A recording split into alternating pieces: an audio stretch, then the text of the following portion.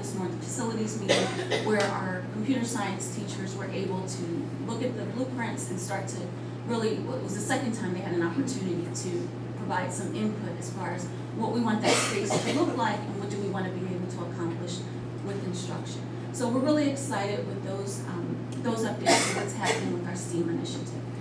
The next thing that we'd like to talk about is we'd like to bring forward Mr. Rob Zergott from Relate Inc. And if you remember our last meeting, we discussed working with Rob to really develop a STEAM summary plan that will really start to look at what exactly are we going to do and what do we want to accomplish. So we welcome you to our meeting, and I know you have some information to share with us today. I don't know the protocol for consultants. Can I have a seat? Yes. It's probably easier for me to address and also take notes. Hi, my name's Rob Zergott. I my business is Relate Inc. and is a Wyomissing based business. And because of what I'm going to say, a little later on as I talk about my recommendations, I thought it's important to understand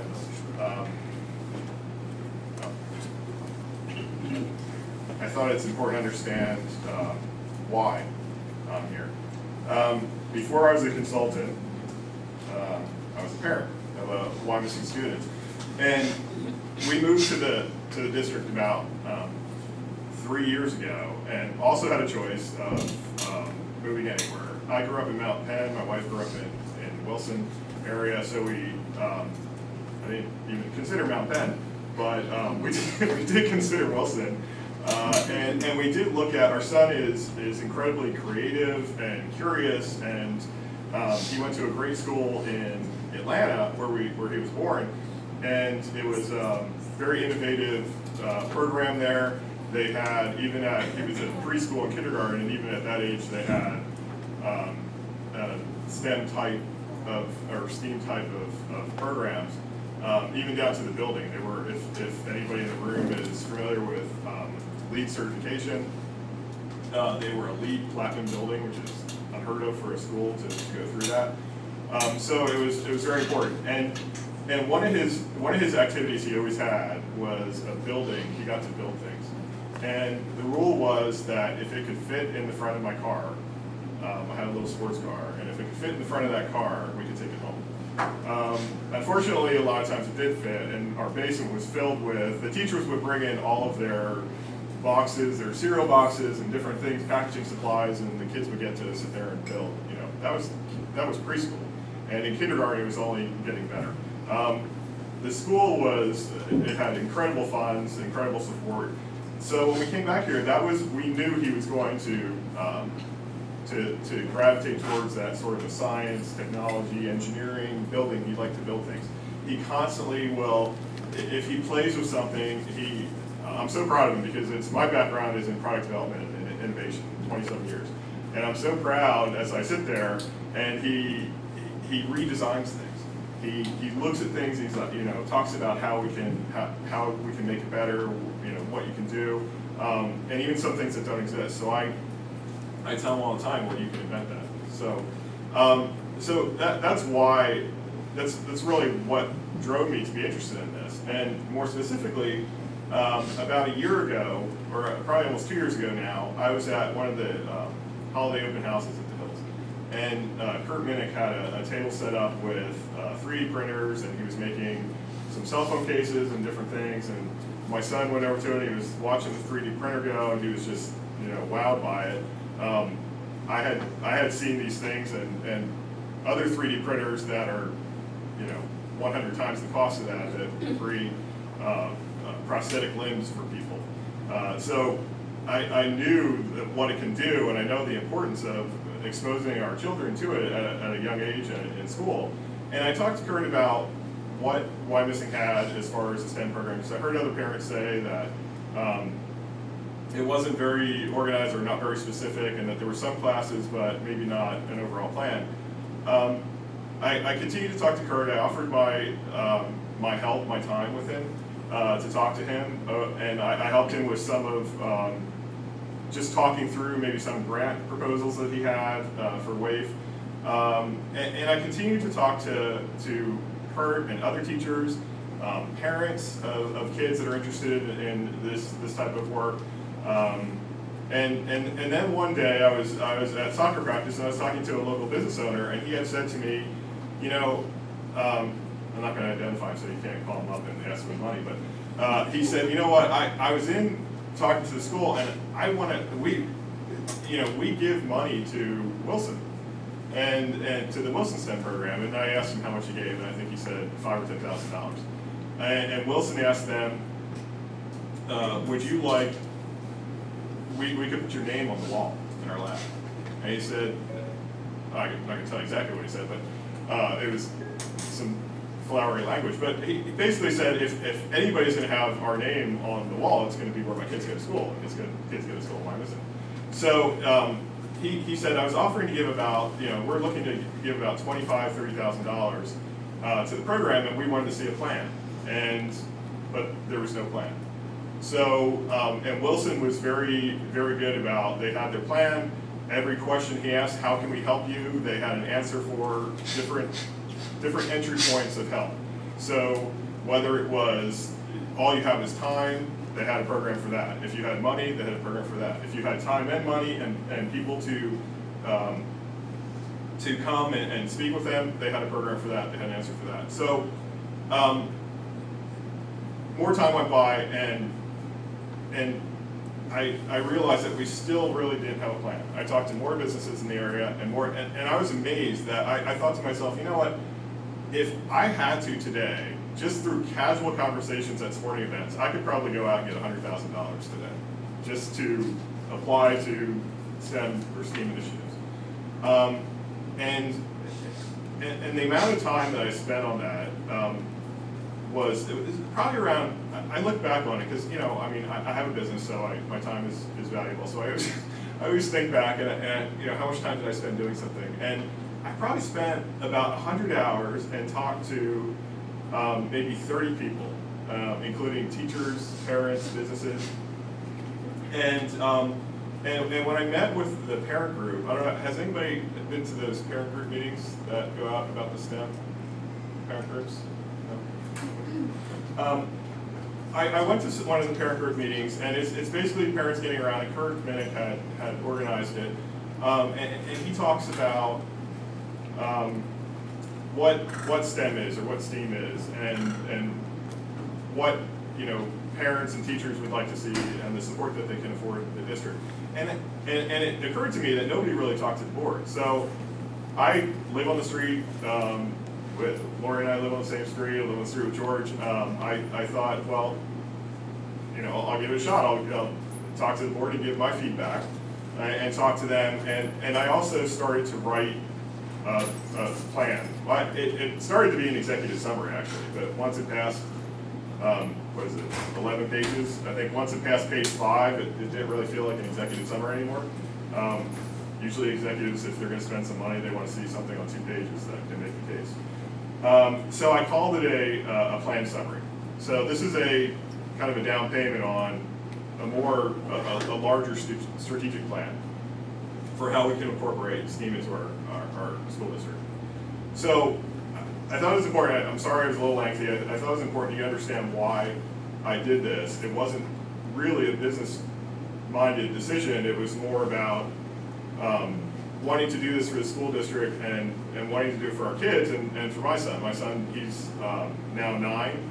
He's in the gifted program at Wyomissing Hills, and he did the breakout. He told me about that this week. He did it twice, actually. He did it once as part of the gifted program, then he did it again as kind of a mentor. So a lot of the things that I talk about in the recommendations, we're already doing. So it's exciting that we're doing it. I just don't think as a school district we do a very good job of communicating all the things that we're doing. So, and you all have taken that to heart. Y'all is the only thing I picked up from Atlanta. It's so much nicer than you guys. Yes. So when I taught I taught at Georgia Tech for a little bit, and I would have I taught professional development for adults for the industry, and that was the first thing I would say in my little opening comedy routine I would give, and and I actually had somebody down from Quaker Made, and they were like, "Where's your reviews?" And so I did hang on to y'all. So just a little difference between STEM and STEAM. I wanted to kind of dig into that a little bit because some of the conversations I've had with parents in the school district about, especially the ones that are thinking about financially supporting, have some strong feelings about the arts in STEAM. So I just wanted to give a little bit of a background, and I think it would be surprising to several people how the STEAM initiative started. I think the reason why it started was because there was a perceived lack of qualified candidates for science and technology jobs in the United States. So the National Science Foundation established a grant and funded a coalition of science teachers, which is kind of interesting to me because as I go through this, you'll see it kind of came full circle. It started with teachers and training them to create a population of kids that are not only interested and curious in science and technology, but are going to be qualified to go out and get those jobs. And the STEAM initiative, or the STEM initiative, continued its support mostly through the last two presidential administrations. There's actually quite a bit of work done to study the issue, study the problem, and fund initiatives to help educate our students and make those grants available in K through 12. And out of that came two kind of interesting studies. One was the U.S. Bureau of Labor and Statistics, and one was the Department of Education. Department of Education, unfortunately, that study has been removed from their website, but they still have the brief on there. And the brief was really encouraging. It basically said that from a period of 2010 to 2020, you can expect a rise in STEM-related occupations of 14% over, say, 10% for all other occupations. And to me, I look at that with a business mindset as well, and I think that's not a great return on investment, 14 versus 10%. And if you look at the Bureau of Labor and Statistics study, that's even worse. It's I think that is my numbers are right here in front of me. Yeah, that's 13 compared to 11%. So again, not a real great return on investment. So when you think about creating a program that's going to cost maybe upwards of $10 million when it's all said and done, when it's all populated, that doesn't sound real great. But when you look at the top programs, so Department of Education has some top programs in science, math, and engineering. Those numbers look a lot better. I think they had down it's an average of 33% growth. So 33% growth in available jobs to kids coming out of school when a lot of kids are coming out of school worried that they're not going to have any job. So I think it's our responsibility as a community, as educators, to sort of broaden the horizons of kids to see what else is out there. I'm by accident an industrial designer. I have an engineering degree and I went to art school, and I took every art class there was at Wyomissing Institute of Fine Arts before it was yoga. And when I was in 8th grade through I think 12th grade. And then I went to school for engineering because my dad didn't want me to wind up in a loft in New York. Funny story, I actually wound up in a loft in New York for a little while, but as an engineer. And when I landed at my first job at Arrow International in product development, I started sketching, I started drawing out my ideas, I started talking to people. I did the things that I thought were intuitive to me to do if I'm going to be developing a product. And I came to realize very quickly that that's not intuitive to everybody. But there's a process for that. So I think the opportunity then is that we need to create more of a structured approach to having our kids understand these disciplines, having them understand the opportunities that exist. I would have loved if my guidance counselor didn't tell me that I should be a manufacturing supervisor. I would have loved that if she would have told me I should have been an industrial engineer, or I'm sorry, an industrial designer, because I didn't even know what that was. So, you know, so that's really why I got into this, because I don't want any kids to be told that they can't do something, or that they don't know, or to question, to try to figure out how all of their skill sets, that these, you know, kind of disjointed things, like I was an artist that, you know, that understood that I like to take things apart and understood how things go together. I didn't know there was anything for me for that. So that's STEM. So STEM has a great following. It's very well known. There's plenty of programs out there for it, and there's a lot of parent support for it, because it's all about the science, technology, engineering, math. But the Rhode Island School of Design, a few years later, said, you know what, we really feel that the arts are as important in this program as science, technology, engineering, math, and we want to figure out a way to infuse that. And oh, by the way, we've been doing it for the last 20 years. We just want to educate kids and people on how that's done. So Rhode Island School of Design coined the term STEAM. That's been floating around, and there's several others. There's STREAM, which is robotics. Even the National Science Foundation had what looked like a third of the alphabet in their acronym before it became broken down to STEM.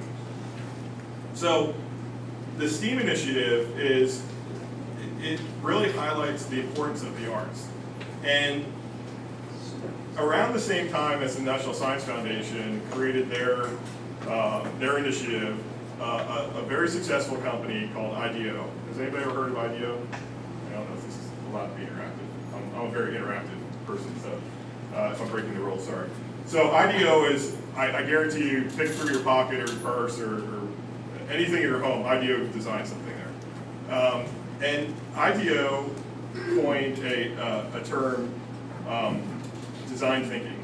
So around the same time, the National Science Foundation was saying, you know what, we really need to put something in place more formally to create these STEM opportunities, or to create candidates for these STEM opportunities. IDEO had been doing this for years, but they took a different approach under something called design thinking. So design thinking, and I can tell you as somebody who's worked at a product development company, a pretty large product development company, who's had dozens and dozens of inventors come to me and say, I invented something, I have a patent, and I want you to make it for me. I know IDEO did this out of frustration for those people walking into their office where those products fail. Because IDEO's first approach and product development's first approach is a process of research. And when you're talking to somebody, an inventor that invented something, and you tell them, I'm sure what you did is fantastic. I want you to slow down a little bit, and I want to research this a little bit. I want to look at the areas of the people that use it, and I want to interview those people, and I want to look at how the products are used. And I think that's going to be a much more thoughtful approach.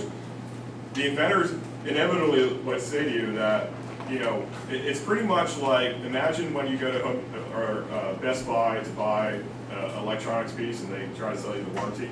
That's kind of what it's like trying to sell the research phase of work to somebody that invented a product. It's, you know, it's a nice to have. They don't really want to do it.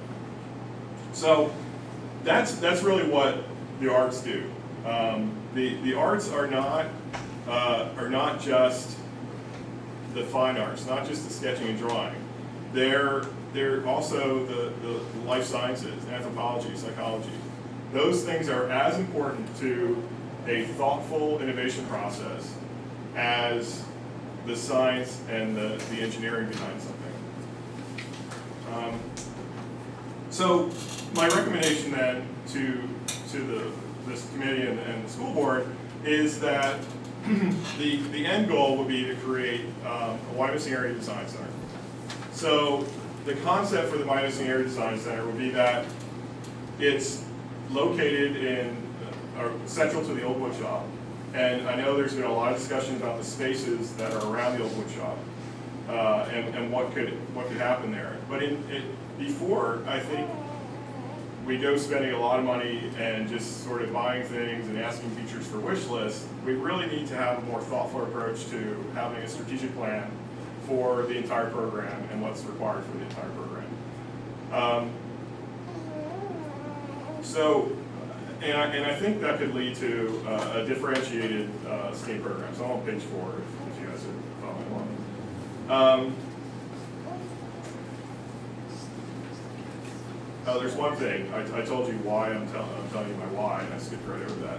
There's this great marketer called Simon Sinek, if anybody has ever seen his TED Talk on finding your why.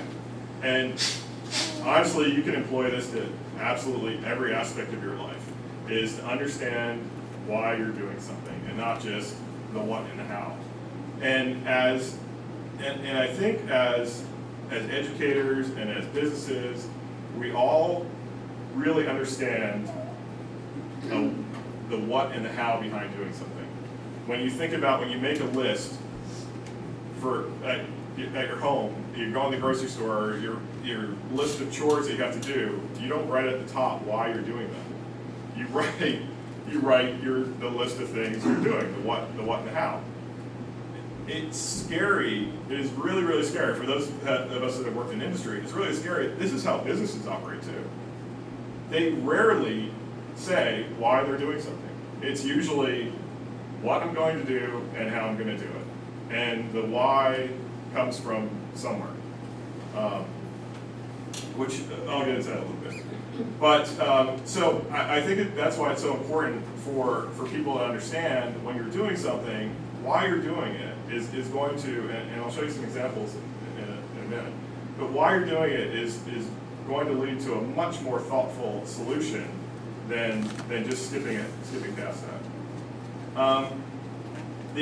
So the differentiated STEAM program, what I'm suggesting is that we take an approach and we look at it kind of like a university does. So when you go to university and you get a degree, you have to take classes in buckets.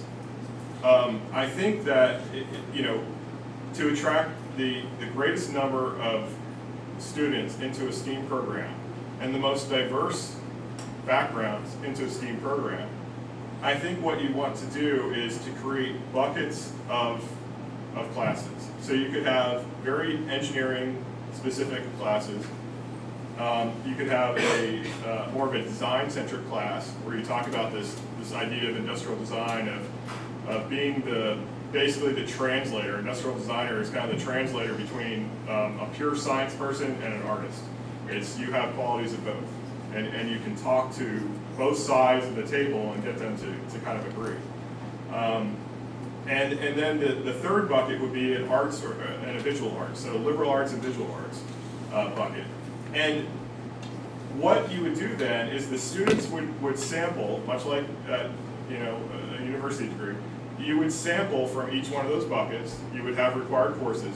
If you're strong in engineering and you like robotics, then the majority of your classes are going to be in a robotics, computer programming, science, technology based, learning that technology. But as some of my friends, clients, and a lot of really famous people have said, for God's sake, if you're an engineer, take a psychology class. Like, get out of your lab, learn how, take a class in anthropology. Like, it's all about, you're designing, if you're an engineer, who do you think is going to be using your products? People are. You're not designing for yourself. So if you're designing products, you should really understand human behavior and what people want, the decisions they make. So you would have these tracks, and I know a lot of parents are kind of thinking, I said, well, my kid's really strong in math and science, but he can't draw to save his life. Well, the idea isn't to set the kids up for failure.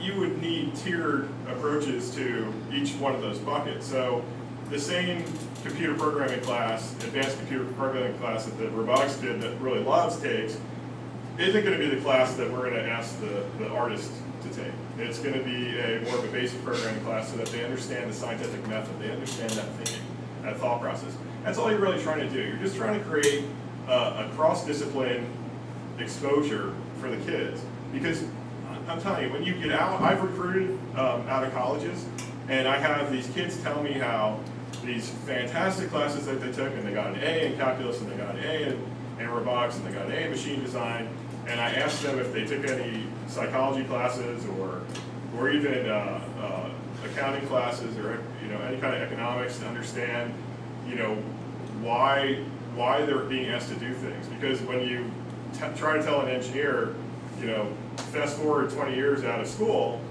and they're designing products and they think they have an open purse just to spend as much money as they want, and you're telling them, here's the budget, you can't spend more than this, and they don't understand why you can't spend more than that, and they don't really understand how any of accounting or any of that works, and they say, I don't care, I'm an engineer, that's what you hired me for.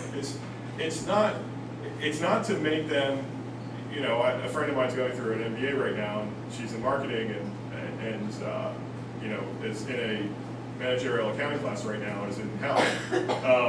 And she's never going to do that, but it's an appreciation. It's that exposure, that appreciation.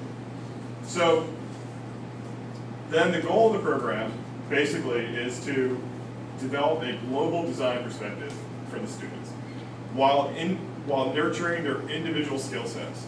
So STEAM isn't restricting, adding the arts isn't restricting anything. It's still allowing everybody to focus in the areas that they're most comfortable with. But as educators, and as maybe somebody that might hire these kids someday, I want them to have an understanding of, while they may not be an expert, I want them to have an understanding of the arts and what goes into it.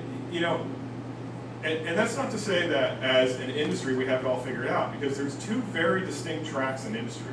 There's an education track, and there's a professional commercial industry track. The education track, and having worked in higher ed as well, it was shocking to me. After 15 years in business, my boss asked me to create an annual report. And I thought an annual report is, okay, here's the classes I taught this year, here's how much money I brought into the center, here's all the things that I did for the university. And he gave it back to me, and he's like, I don't know what this is. This is not at all what I wanted. He goes, I want you to write about the papers that you published, the speaking engagements that you had, why people should come to the university to talk to you and to see you. And it was my mind was blown, because I realized that most of the people in the universities hadn't ever left. Most of the people in higher ed stayed in higher ed. They really didn't go out into industry, and I was sort of a unicorn there, and it was tough, because it was okay to fail, and not fail a little bit. It was okay to take somebody's $30,000 grant and give them back an answer, I'm sorry, that doesn't work, and feel completely good about keeping that 30 grand, which is crazy to me as a business person. But then at the same time, in industry, we don't allow failure. And I think what we need to do in this program is we need to teach our kids it's okay to fail. And I know that's a scary thing, and I don't want people leaving with that thought I'm saying it's okay to fail. We need to teach the kids when it's okay to fail, because every development process has a failure area. It's that research phase. Remember the warranty you don't want to buy at Best Buy? It's that phase. That's when you fail. That's when it's okay to fail. When it doesn't cost any money, when it's all virtual. IDEO created this idea of design thinking and design methodology because they had so many customers that were just insisting, or they turned customers away and losing business. They had so many customers insisting, no, I've done all that. I know my product. I know the idea. I'm going to go out and do it. Just like I have a very strong-willed 9-year-old, and just like my very strong-willed 9-year-old says, no, Daddy, I know, I wanted to create this app, and I know that me and my friends are going to love this app. You wouldn't believe how often that happens in medical devices, for example. Doctors get together, and they say, this is a real clinical problem for me. And I've come up with this idea, and I'm going to do it. And more often than not, it fails because they don't do that research phase. the goal then would be this global design perspective. The technology that we use is going to be used in different ways for different groups. So each group will have the technology put into context for them. So the robotics kind of guys, the computer programming guys, the designers, the artists, you're all going to use the same technology, you're just going to use it differently and have different requirements for it. And you know, to be able to do that, you're going to have shared resources and sort of a shared vision for the program. So how do we do that? How do we make sure that every curriculum, every component of the curriculum that we introduce is meets a certain standard? So I'm suggesting we establish a gold standard. So on page 6 here, the standards would be that you fully integrate all aspects of STEAM. So you're basically going through a checklist here. You're saying I'm fully integrating all aspects of STEAM. Science, technology, provide spaces and technology for students to produce, not just consume. I think right now, the one-to-one program is a great program in that it puts the technology into the kids' hands, but if you put it into context, there's a lot more consuming going on than producing. So as you develop this curriculum, you want to put an emphasis on producing, not consuming, just consuming. Engineering, arts, liberal arts, life sciences, fine arts, visual arts, and math. Professional practice. Bridging the gap between designing or finding a solution to a problem that is very close-minded, my problem, my friend's problem, my neighbor's problem, and opening that up to a more global audience to say, how does this affect other people? How does everybody use this? Not just me and the people I know and my perspective. How do people with another perspective use it? And then also professional practice, incorporating professional relationships with businesses in the area. Sponsoring programs, mentorship, and even internships. So the kids can maybe go work at some of these places during the summer, or they can have their projects, if they have a really lofty goal for a project that's going to be super expensive. You know, I know industries, you know, here and in the surrounding communities that would sponsor the students and buy the supplies that they need. And then utilize design thinking methodology. Design thinking methodology, so this, remember I said that IDEO created the design thinking. Design thinking methodology is the process. So it's a very scientific process that you go through. There's 5 or 6 phases depending on whose model you use. But the first phase is empathize.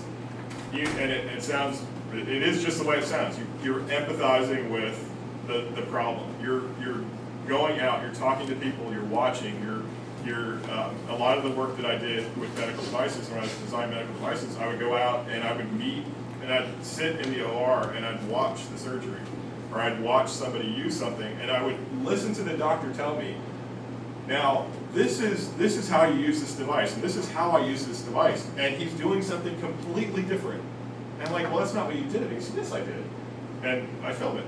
And I go back and we look over the video, and he's like, huh, how about that? Well, that's just because, you know, I've learned this and this over time. So having that phase of work and teaching our kids that is invaluable. And then the next phase would be to define, develop a statement of the opportunity. And then the next phase would be ideate, fabricate, test. So you brainstorm, and nothing is off limits. I mean, you can say anything. I've had some of the most creative conversations where leeches and magnets are always brought up. Magnets especially are going to get brought up in every conversation. And you basically fabricate your ideas, and you test those ideas, and you whittle down essentially in the end to a working solution. And then at the end, implement. I think one of the things that we need to do, and one of the things I was terrible at, I was such an introverted, shy kid, and terrified of public speaking when I first got out of high school. As a matter of fact, when I first got out of college, I had a dinner where I had to introduce myself at Arrow, and I stood up, and I was standing next to the vice president of engineering, and I forgot my name. I literally forgot my last name. I stood up, I said, my name is Rob, and I was looking at my boss, and he's looking at me like, oh my God, I can't do this, guys, my group. So teaching kids, if you're going to implement something, communicate your idea. learn how to communicate your idea, and even maybe if you're going to be asking for funding or asking somebody else to pay for it, learn how to do that too. Another standard is practice 21st century skills. So the 4 C's that we talk about all the time with STEM, critical thinking, creativity, collaboration, communication, I added a few that I thought were important. Self-direction, technical literacy, understanding how making personal and professional connections, both local and globally, supports your innovation. Getting out, talking to people, meeting people, getting people to buy on and be a champion for you. That's good for kids to do for anything they want to do. Fully integrate the arts. Hold the arts to the same standards as the more technical aspects. And encourage mindfulness. I was channeling my wife here. I was joking with her about it because she's in marketing. And encourage mindfulness. Observe, reflect, understand, explore, engage, craft, community, persist. So it's just kind of like a word dump, but I'm always telling my son to be observant. Look at the world around you. Watch people. Watch how they do things. And then think about it. Think about what you saw. And if you have a problem that you want to address, then you understand that. You start to explore the solutions for that problem. You engage. You engage people, you engage processes, you engage things, you create in the craft, and then you talk to the community. You get to know the community, you become part of the community. And don't give up, persist. Never give up.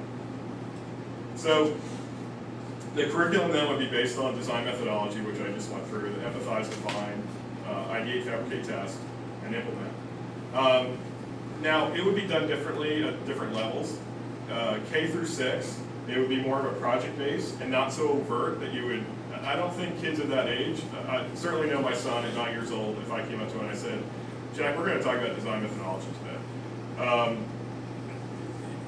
He doesn't have the capacity nor the interest in it, and he'd probably shut down. So I think at K through 6, it's going to be mostly a project-based process where you're integrating these principles.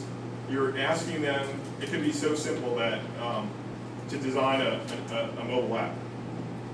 And you ask them, you know what, I'm going to make you go interview 20 people. You've got to know 20 people in your life, whether it's your friends, parents, relatives, neighbors, whoever. I'm going to make you go talk to 20 people and talk about that. So you're taking them through the process, you're just not really defining for them.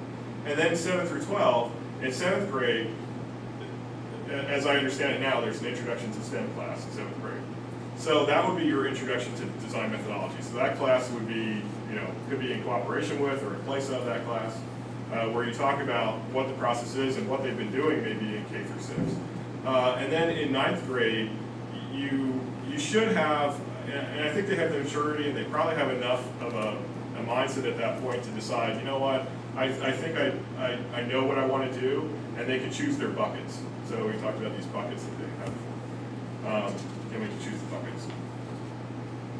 The staff, one of the most critical things is going to be, I think, to support this, you're going to need your staff, facilities, and technology.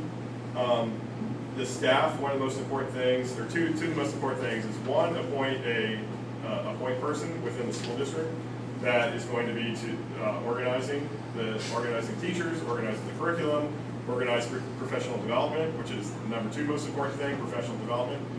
Because asking the teachers to just kind of learn as you go is going to put a strain on the program and it's going to fail.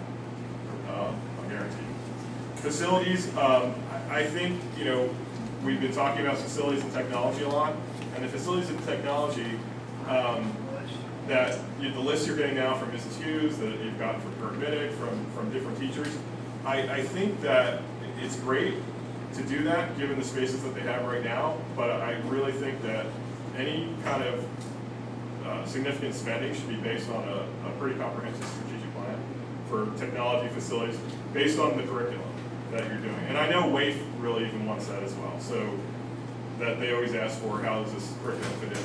Now, when you're creating these spaces like a makerspace, you're not going to have the granularity of saying, well, drill press will be used in this class, this class, this class. It's just the makerspace. So the makerspace, you're going to have to decide, really based on the curriculum that you're developing, how robust of a makerspace you want. I've seen, when I was at Georgia Tech, I created a research center much like this, and we had a grant from the state of Georgia, and I had $300,000 to go buy any tools I wanted. And that wasn't including the big pieces of equipment that were the millions of dollars of equipment. So there's everything from that level to more specific level. And I also think that a larger strategic plan should have a competitive analysis and should include the pros and cons of off-the-shelf solutions like Project Lead the Way, Engineering by Design.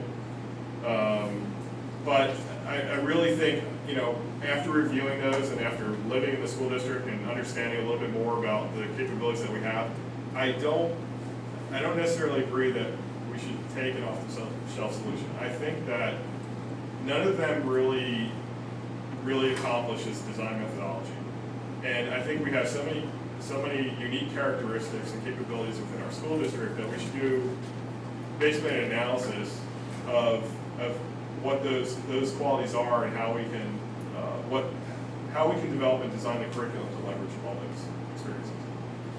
And then lastly, I just want to say that to do this is certainly going to take financial resources, but it's also going to take support from everybody in our community, and financially and time. So the important thing is to keep communicating what we're doing, keep communicating the plan, and to involve the community members. So I had a couple of next steps here at the end, and they would be to start off. We know we have STEM programs or STEM classes right now. We could start off by inventorying and documenting STEAM-related classes, facilities, technology, what we have now, and even now, what are the gaps? So you mentioned that Mrs. Hughes gave you a list. So clearly now that's a gap to her in what she's trying to provide. So the classes that fit into the STEAM category that she's trying to provide now have a gap. So let's inventory that and do a gap analysis of it. And then I also suggest that we meet with WAIF and the emerging parent STEAM booster group that we've met with, which I don't see anybody here.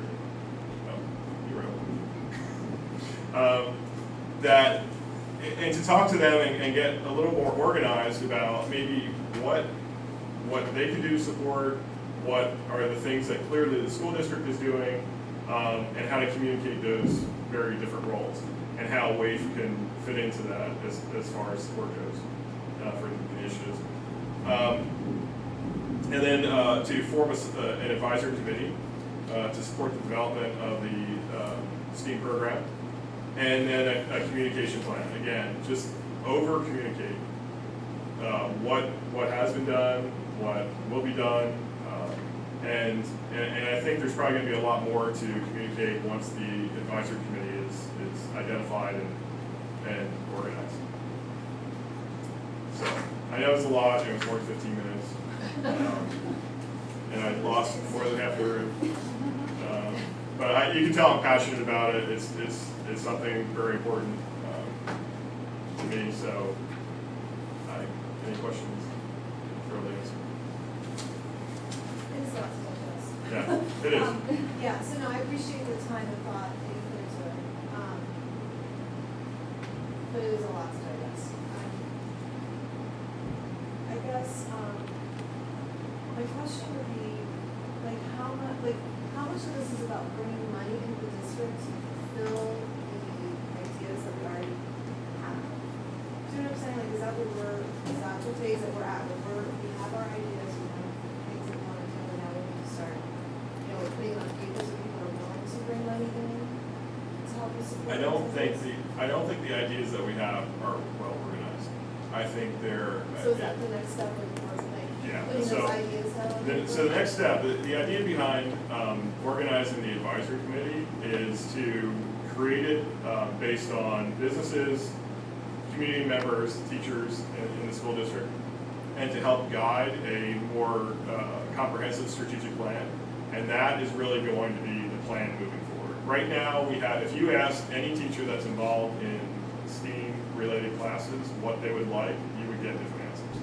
And I don't think that that's healthy for anybody. It's not healthy for a business if you're thinking business minded. It's not healthy. You need to be moving forward with a clear vision and everybody having the same plan. So that's why I know there's support out there that you're losing because you don't have that vision. So we can't, so basically what I'm saying here is you can't really keep moving forward with sort of an ad hoc, class here, ad hoc, technology plan or purchase plan for different things. I just want to comment and say, it's kind of like getting local businesses involved, people who represent them, people who are, you guys hear me since you're all part of the discussion. People who, kind of are at that line of hiring and knowing what skills are necessary for, because not all of our kids will go to college, so it's how can we send kids out into the world through this program that will give them skills to survive, to be able to get a job, to be marketable, or to be marketable to a 2-year program, or to have skills going into an engineering program where they go, this is what I know I really want to do this. So we need to talk to those people who are kind of on the front lines to know exactly what we need. So we met last week with the architects, with some of the teachers, and so Lynette and I talked about kind of mapping out the rooms and going, okay, so robotics is taught here and this is taught here, kind of looking at the space and figuring out what exactly are we going to teach in these spaces. And so we already look at what do we have. Now we talk to an advisory committee and say, all right, this is what we have, now what do we need? What else do we need that we don't have? Tell me if I'm wrong. And then we kind of build a curriculum from there. So we will incorporate new classes, new ways of thinking for the kids so that they're not stuck taking 6 AP courses, but they might take 4 AP courses and a design course and an intro to engineering course or something like that. So it's much more regimented and well-defined. And once we have a well-defined program of what we want to initiate, then it's easier to go out to businesses and say, number one, can you financially support us? And number two, do you have availability for internships for our students to come out and actually use some of their skills in the real world and what's out there? So it's kind of like getting the community involved, not just financially, but based on what their knowledge base is and what can they offer our kids. I know it's not usual for, I guess, parents to intervene My here, fault. but I don't know if you've looked into, there's a program that already has a curriculum written called VEX. My daughter at a different school district was active in, for the elementary level, the VEX IQ part. I believe the 7th grade STEM class uses a VEX kit here. They have a pre-written curriculum. It can be used and taken as needed, so like you can implement it in a math class by having a kit, and they have pre-written things to do, so a teacher doesn't have to come up with a plan on her own. It's there already. You can put it in social studies. You can do what my idea of STEAM is supposed to do and bring all of those things together by the time you get to a high school level or a college level, because the VEX program competes on a worldwide level. It is, she went to Worlds twice, met students from all over and competed against those students.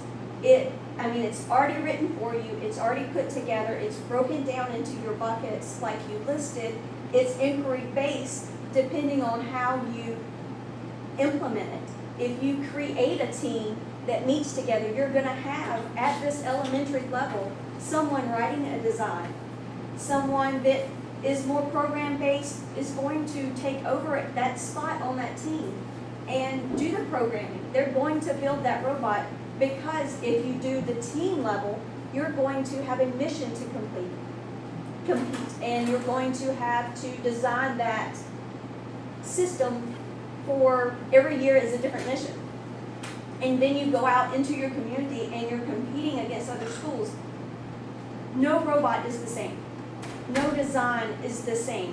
It is, they're coming up with these ideas, they're testing them, they're practicing them, and then you go out and you're getting businesses to do that. You're having those businesses invest back into the school because they see that you have this there. You already have a pre-written plan to show those businesses, say, this is what we're doing, this is the money we need, this is how we're implementing it.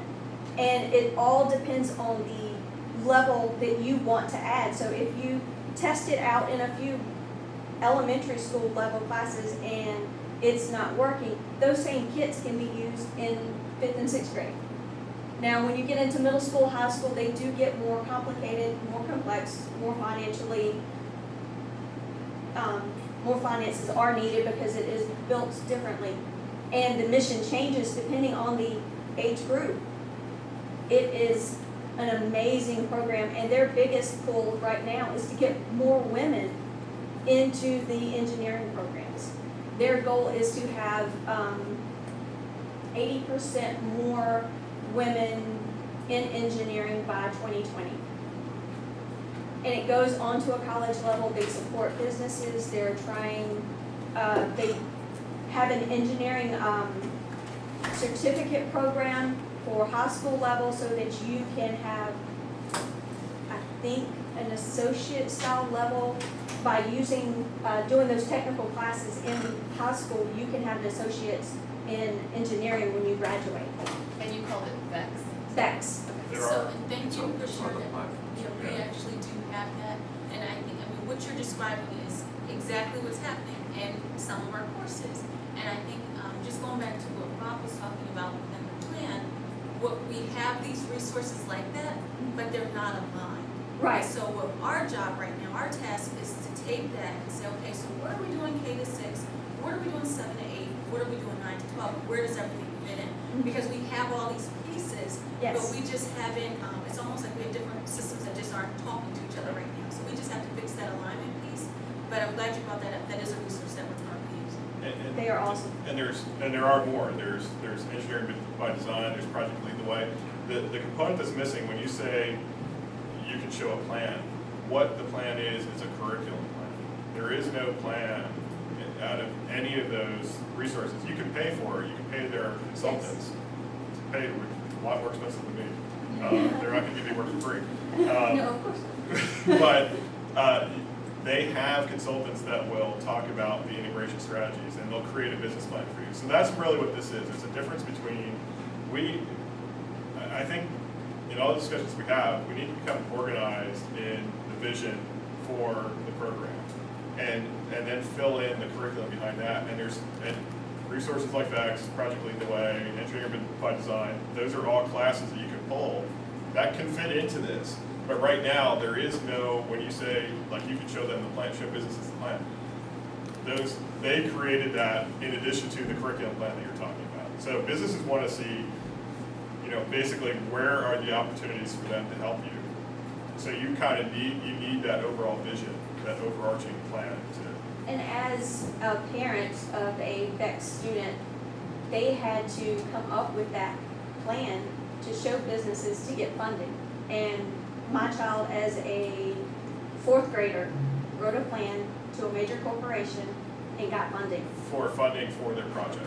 for their project. Yeah, this is a plan for, I don't want to confuse what we're talking about here. This is a plan, a strategic plan for the school district to implement a STEAM program, not saying we want to implement Project Lead the Way curriculum or Engineering by Design or VEX curriculum. It's not that. It's we need to get all the ducks in a row to understand what facilities we need, what staff we need, professional development we need, the technology we need, and all that is in the curriculum. When you buy those off-the-shelf things, they're incredibly expensive too.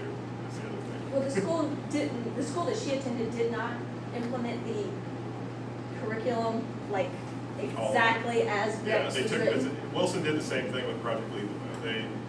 It's kind of that really expensive upfront investment where you go in and you kind of pick and choose what you want from it. But still, I mean, I have friends at Wilson and people that are investing in Wilson too. It still doesn't kind of answer that vision for saying, okay, this is what our goal for the students coming out of here is, and we need that kind of gold standard to drive towards, to use programs like that, like VEX and the others. I just have a quick question.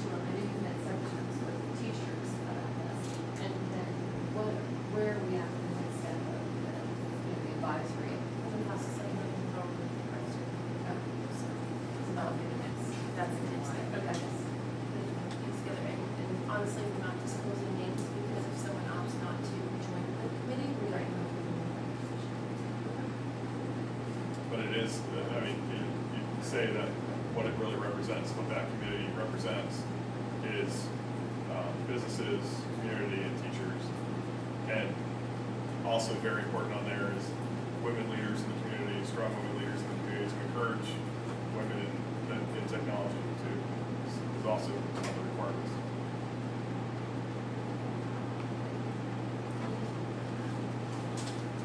Our last item on the agenda is the transportation request.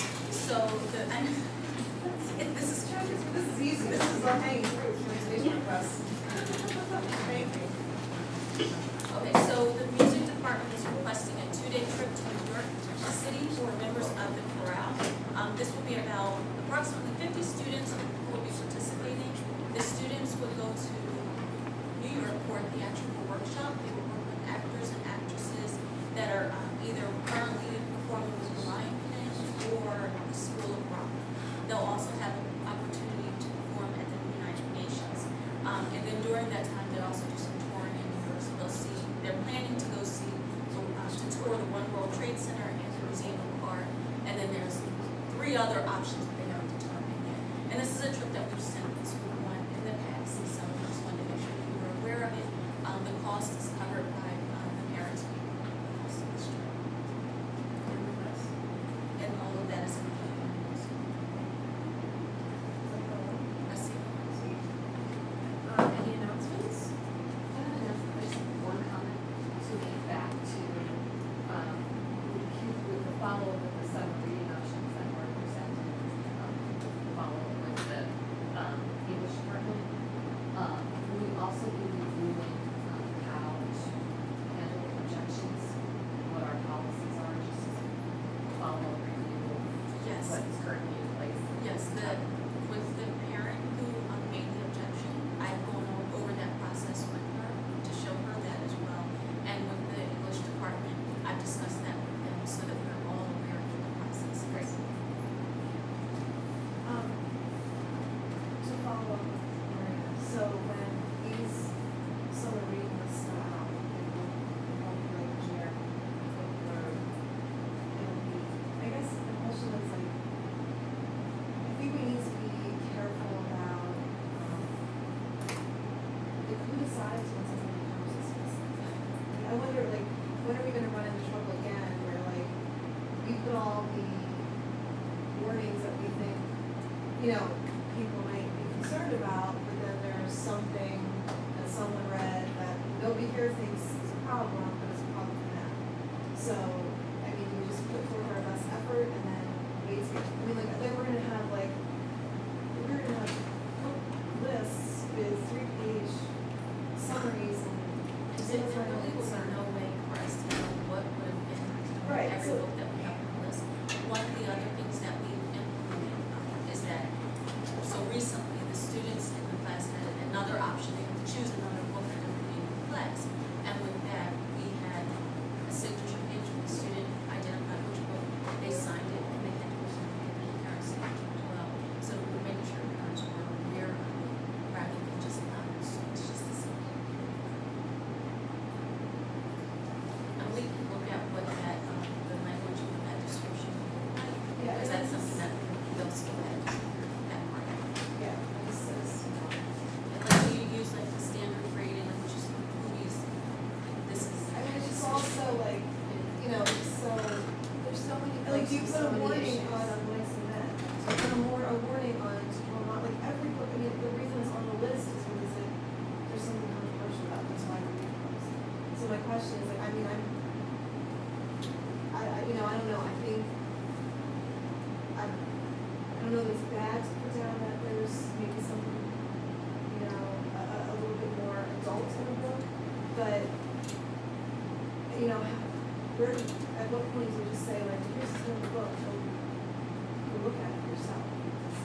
I think honestly, like, I don't wanna get prefacing into signing anything off. with what some of our guest speakers said was, books are made to be uncomfortable. Do you know what I mean? And I think that if you preface that to a parent, saying, yes, it addresses A, B, or C, but we want our kids to be uncomfortable. We want our kids to think about this stuff. So just because you read that it's there doesn't mean you shouldn't choose the book.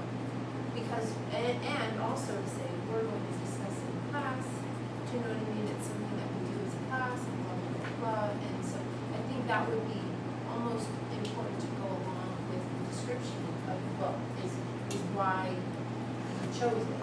I just don't get into a place where, like, every single book that is read in school, like, needs to get signed off on by every single parent. Because everything that we read, do you know what I'm saying? Like, we're doing this for summer reading, which we're doing it for summer reading. Then do we start having to do it